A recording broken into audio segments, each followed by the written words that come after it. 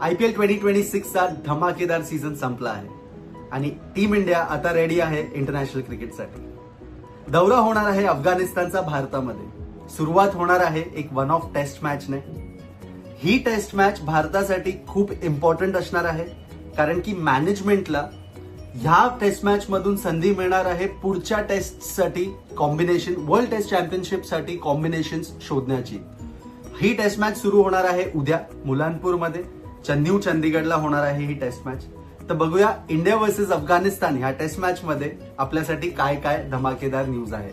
ह्या taste match साठी बीसीसीआयने काही नवीन चेहऱ्यांना संधी देण्याचं ठरवलं आहे आणि त्या चेहऱ्यांमधून एक प्लेअर प्लेइंग 11 मध्ये येऊन डेब्यू सुद्धा करू शकतो. टीम इंडियाचे असिस्टंट कोच रायननी एका प्रेस कॉन्फरन्समध्ये सांगितलं, रादर एक मोठी हिंट दिली की मानव सुतार किंवा हर्ष दुबे या दोन बॉलर्स पैकी एक कोणीतरी डेब्यू करू शकतो.